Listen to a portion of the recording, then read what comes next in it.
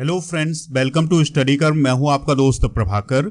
आज के इस महत्वपूर्ण लेक्चर में हम डिस्कस करेंगे 13 जून 2023 के मोस्ट इंपॉर्टेंट करंट अफेयर्स के क्वेश्चन। तो आप इस पूरे लेक्चर को बहुत ही ध्यान से लास्ट तक जरूर देखिएगा। आज का पहला और बहुत ही महत्वपूर्ण प्रश्न है, वर्ल्ड टेस्ट चैंपियनशिप 2023 का फाइनल किसने जीता है? तो दोस्तों, वर्ल्ड टेस्ट चैंपियनशिप 2023 का जो फाइनल है वो ऑस्ट्रेलिया ने जीता है। किसको हरा करके जीता है? तो भारत को हरा करके जीता है। जिस प्रकार से वनडे क्रिकेट का फाइनल होता है, T20 क्रिकेट का फाइनल होता है, उसी प्रकार से टेस्ट चैंपियनशिप होती है, जिसे वर्ल्ड टेस्ट चैंपियनशिप नाम दिया गया है। इसमें होता क्या है कि जो टीमें टेस्ट मैच खेलती हैं उनका परफॉर्मेंस देखा जाता है और साल के अंत में जो टीमें रैंकिंग में पहले स्थान पर और दूसरे स्थान पर होती हैं उनके बीच ये फाइनल मुकाबला आयोजित किया जाता है। तो इस साल यानी 2023 में भारत और ऑस्ट्रेलिया के बीच फाइनल मुकाबला हुआ था। तो ऑस्ट्रेलिया ने जीत हासिल की है। किसको हराया है? भारत को हराया है। कितने रन से हराया है? तो 209 रन से हराया है। इसके अलावा जो ट्रेविस हेड हैं ऑस्ट्रेलिया के, उन्हें मैन ऑफ द मैच चुना गया था। इसके अलावा ऑस्ट्रेलिया ने एक रिकॉर्ड बनाया है कि उसने आईसीसी की जितनी भी प्रमुख ट्रॉफियां हैं उन सभी को जीता है, चाहे वो वनडे क्रिकेट का वर्ल्ड कप हो, T20 का वर्ल्ड कप हो, चैंपियन ट्रॉफी हो, या फिर दोस्तों अंडर 19 का वर्ल्ड कप हो। ये सभी फाइनल उसने जीते हुए हैं। भारत दूसरी बार आईसीसी विश्व टेस्ट चैंपियनशिप के फाइनल में पहुंचा था और दोनों बार हारा है। एक बार ऑस्ट्रेलिया से हार गया है अभी 2023 में, और इससे पहले न्यूजीलैंड से हारा था। भारत पहली बार आईसीसी विश्व टेस्ट चैंपियनशिप 2021 के फाइनल में पहुंचा था, न्यूजीलैंड से हार गया था। यानी आईसीसी विश्व टेस्ट चैंपियनशिप का जो पहला विजेता था वो था न्यूजीलैंड। बात करते हैं आईसीसी की, तो इसका फुल फॉर्म होता है इंटरनेशनल क्रिकेट काउंसिल, या फिर अंतर्राष्ट्रीय क्रिकेट परिषद के नाम से भी इसे जाना जाता है। और यह पूरे विश्व में क्रिकेट को गवर्न करने वाली एक संस्था है। इसकी स्थापना 15 जून 1909 को हुई थी। मुख्यालय इसका दुबई, संयुक्त अरब अमीरात में है और इसके वर्तमान अध्यक्ष हैं ग्रेग बार्कले। आप इस पूरे लेक्चर को बहुत ही ध्यान से लास्ट तक जरूर देखिएगा। लास्ट में आपसे एक क्वेश्चन पूछा जाएगा जिसका आंसर आपको कमेंट बॉक्स में देना है। दोस्तों, अगर आप चैनल पर पहली बार आए हैं तो सब्सक्राइब कर लें, बेल आइकॉन भी दबा लें, जिससे आपको समय पर और सबसे पहले नोटिफिकेशन मिल सकेगा। दोस्तों, अगर आपको इस लेक्चर का पीडीएफ चाहिए तो पीडीएफ मिलेगा हमारे टेलीग्राम चैनल पर। तो टेलीग्राम पर जाइए, स्टडी कर ऑफिशियल आप सर्च करेंगे तो आपको इसका पीडीएफ मिल जाएगा। इसके अलावा आप हमारे ऐप को भी डाउनलोड कर लीजिएगा। ऐप का लिंक डिस्क्रिप्शन बॉक्स में दिया गया है, तो वहां से आप डाउनलोड कर सकते हैं। दोस्तों, आपको वहां पर डेली करंट अफेयर्स का पीडीएफ और जो भी और इंपॉर्टेंट पीडीएफ है वो वहां पर उपलब्ध है, तो आप उनको डाउनलोड कर लीजिएगा। तो अगर आपको ये लेक्चर पसंद आता है तो आप इसे लाइक करें, शेयर करें सभी दोस्तों को, सभी सोशल मीडिया प्लेटफॉर्म पर। अगला क्वेश्चन है, भारतीय विशिष्ट पहचान प्राधिकरण यानी unique identification authority of India के नए सीईओ कौन बने हैं? तो अमित अग्रवाल अभी हाल ही में unique identification authority of India के नए सीईओ बने हैं। तो अभी हाल ही में केंद्र सरकार के द्वारा अमित अग्रवाल को भारतीय विशिष्ट पहचान प्राधिकरण का सीईओ नियुक्त किया है। इसके अलावा सुबोध कुमार सिंह को राष्ट्रीय परीक्षण एजेंसी का महानिदेशक बनाया है। और दोस्तों, अमित अग्रवाल और सुबोध कुमार सिंह दोनों छत्तीसगढ़ कैडर के IAS ऑफिसर हैं। इसके अलावा केंद्रीय सूचना आयोग में रश्मि चौधरी को भी सचिव नियुक्त किया है। तो ये हैं अमित अग्रवाल और ये हैं सुबोध कुमार सिंह। बात करते हैं unique identification authority of India की। तो भारत सरकार के द्वारा स्थापित एक वैधानिक प्राधिकरण है। इसकी स्थापना 28 जनवरी 2009 को की गई थी और यह इलेक्ट्रॉनिक्स और सूचना प्रौद्योगिकी मंत्रालय के अंतर्गत काम करता है। और इसका काम है भारत के नागरिकों को 12 अंक की एक विशिष्ट पहचान दिलाना, यानी कि 12 अंक का एक आधार उपलब्ध कराना। अगला है दोस्तों नेशनल टेस्टिंग एजेंसी। तो इसकी स्थापना नवंबर 2017 में की गई थी और इसका काम है शैक्षणिक संस्थानों के लिए प्रवेश परीक्षा आयोजित करवाना। नेक्स्ट क्वेश्चन है, वरिष्ठ नागरिकों के लिए सेक्रेट पोर्टल किसने लॉन्च किया है? तो सेक्रेट पोर्टल को लॉन्च किया है अभी हाल ही में सामाजिक न्याय और अधिकारिता मंत्रालय। किसने दोस्तों? सामाजिक न्याय और अधिकारिता मंत्रालय ने। तो सेक्रेट का फुल फॉर्म क्या होता है? सीनियर एबल सिटीजन फॉर री एम्प्लॉयमेंट इन डिग्निटी।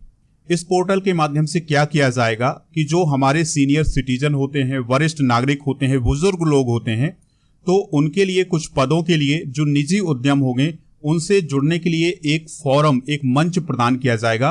तो इस पोर्टल के माध्यम से जो सीनियर सिटीजन है वो अपने लिए कुछ काम ढूंढ सकते हैं, उन उद्यमों से जुड़ सकते हैं और वो अपना खर्चा पानी जो है वो निकाल सकते हैं। इसके लिए ये पोर्टल लॉन्च किया गया है। भारत में 110 मिलियन बुजुर्ग हैं जिनकी उम्र 60 साल से अधिक है। तो ये कुछ डाटा है। 2021 से सरकार ने बुजुर्ग लोगों के लिए सेज पहल की शुरुआत की है और एक सेज पोर्टल भी लॉन्च किया गया है। तो हाल ही में लॉन्च किए गए ऐप और पोर्टल भी डिस्कस करते हैं। तो अभी हाल ही में केंद्रीय पर्यावरण मंत्री भूपेंद्र यादव के द्वारा मेरी लाइफ ऐप लॉन्च किया गया था। कृषि मंत्री नरेंद्र सिंह तोमर ने साथी पोर्टल और मोबाइल ऐप को लॉन्च किया था। सर्बानंद सोनोवाल ने सागर सेतु मोबाइल ऐप को लॉन्च किया था। पीएम मोदी ने call before you dig app launch किया था। आयकर विभाग के द्वारा करदाताओं के लिए मोबाइल ऐप AIS लॉन्च किया गया था। असनीर ग्रोवर ने क्रिकेट फैंटेसी स्पोर्ट ऐप क्रिक पे लॉन्च किया था। केंद्र सरकार ने अवैध खनन पर अंकुश लगाने के लिए खनन प्रहरी ऐप लॉन्च किया था। अगला प्रश्न है, विश्व बाल श्रम निषेध दिवस कब मनाया जाता है? तो हर साल 12 जून को विश्व बाल श्रम निषेध दिवस मनाया जाता है। अब यह दिवस क्यों मनाया जाता है? देखिए, आपने कई बार देखा होगा कि बहुत सारी ऐसी जगह होती हैं जहां छोटे छोटे बच्चे काम करते हैं। तो लोग क्या काम करते हैं कि कम पैसों में उन बच्चों को अपने पास रखते हैं, उनसे काम करवाते हैं। तो इसी के अगेंस्ट यह दिवस मनाया जाता है। आपने एक नाम सुना होगा कैलाश सत्यार्थी का, जो कि मध्य प्रदेश के विदिशा से रिलेटेड हैं। तो वो एक आंदोलन चलाते हैं जिसका नाम है बचपन बचाओ आंदोलन। तो वो जगह जगह से इसी प्रकार के बच्चे एडॉप्ट करते हैं, उनका रेस्क्यू करते हैं और फिर उनकी शिक्षा दीक्षा करवाते हैं। ठीक है, तो कैलाश सत्यार्थी को उनके इसी काम के लिए 2014 में नोबेल शांति पुरस्कार से भी सम्मानित किया गया था। तो दोस्तों, प्रत्येक साल 12 जून को विश्व बाल श्रम निषेध दिवस मनाया जाता है। इसका उद्देश्य है बाल श्रम के खिलाफ वैश्विक आंदोलन को प्रेरित करना, यानी कि बाल श्रम को रोका जाए। क्योंकि बच्चों का जो अधिकार है वो है एजुकेशन का अधिकार, कि बच्चे पढ़ें। जब बच्चे पढ़ेंगे तभी तो किसी भी देश का भविष्य तैयार होगा।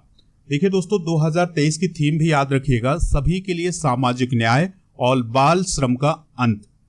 बात करते हैं अंतर्राष्ट्रीय श्रम संगठन की। तो इसका मुख्यालय जेनेवा स्विट्जरलैंड में है। इसकी स्थापना 1919 में हुई थी। अब एक और सवाल आता है कि क्या हमारे संविधान में बाल श्रम को रोकने के लिए कोई अनुच्छेद है? तो बिल्कुल है दोस्तों। कौन सा अनुच्छेद है? अनुच्छेद 24। तो इस अनुच्छेद में यह कहा गया है कि 14 वर्ष से कम आयु के बच्चे या बालक किसी भी कारखाने या किसी भी खदान में काम नहीं करेंगे जहां पर उनको जोखिम हो।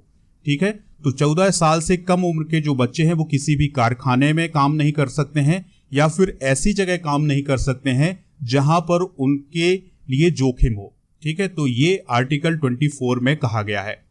अब बच्चों के लिए हमारे भारत में एक आयोग का निर्माण किया गया है जिसका नाम है राष्ट्रीय बाल अधिकार संरक्षण आयोग, जिसका गठन हुआ था 2007 में और यह महिला एवं बाल विकास मंत्रालय के अंतर्गत काम करता है। और इसके वर्तमान में अध्यक्ष हैं प्रियांक कानूनगो और इसका काम होता है बच्चों के अधिकारों का संरक्षण करना। अगला प्रश्न है, बीएसएफ के महानिदेशक कौन नियुक्त किए गए हैं? तो दोस्तों, नितिन अग्रवाल जो है वो बीएसएफ के महानिदेशक नियुक्त किए गए हैं, यानी डायरेक्टर जनरल नियुक्त किए गए हैं। तो नितिन अग्रवाल को सीमा सुरक्षा बल का नया महानिदेशक बनाया गया है। पिछले 5 महीनों से यह पद खाली था और जो सीआरपीएफ के डायरेक्टर जनरल थे सुजॉय लाल थाउसेन, वो बीएसएफ का अतिरिक्त प्रभार संभाल रहे थे। अब नितिन अग्रवाल जो है वो बीएसएफ के महानिदेशक चुन लिए गए हैं। बात करते हैं बीएसएफ की, तो इसकी स्थापना 1 दिसंबर 1965 को हुई थी और यह भारत के 7 केंद्रीय सशस्त्र पुलिस बलों में से एक है। और इसका जो मोटो है वो है जीवन पर्यंत कर्तव्य। यह गृह मंत्रालय के तहत काम करता है और इसका मुख्यालय है नई दिल्ली में। यहाँ पर रक्षा बलों की बात आई है तो दोस्तों, रक्षा बलों के प्रमुख डिस्कस करते हैं। तो वर्तमान में चीफ ऑफ डिफेंस स्टाफ कौन है? Lieutenant general Anil Chauhan. भारतीय थल सेना अध्यक्ष कौन है? जनरल मनोज पांडे। भारतीय थल सेना उपाध्यक्ष कौन है? MB सुचेंद्र कुमार। भारतीय वायुसेना अध्यक्ष कौन है? विवेक राम चौधरी। भारतीय वायुसेना उपाध्यक्ष कौन है? अमरप्रीत सिंह। भारतीय नौसेना अध्यक्ष कौन है? आर हरिकुमार। भारतीय नौसेना उपाध्यक्ष है संजय जसजीत सिंह। भारतीय तटरक्षक बल महानिदेशक कौन है? वीएस पठानिया। अगला प्रश्न है, संयुक्त राष्ट्र ने किस देश को दी जाने वाली खाद्य सहायता रोक दी है? आंसर हो जाएगा इथियोपिया। यानी संयुक्त राष्ट्र के द्वारा इथियोपिया को जो खाद्य सहायता दी जा रही थी उसको उसने रोक दिया है। अब ये रोक क्यों लगाई है संयुक्त राष्ट्र ने? क्योंकि जिसके लिए वो मदद भेज रहा था उन लोगों तक ये मदद नहीं पहुंच पा रही थी, इसलिए दोस्तों संयुक्त राष्ट्र के द्वारा ये रोक लगाई गई है। तो संयुक्त राष्ट्र विश्व खाद्य कार्यक्रम ने अस्थायी रूप से इथियोपिया को दी जाने वाली खाद्य सहायता पर रोक लगा दी है।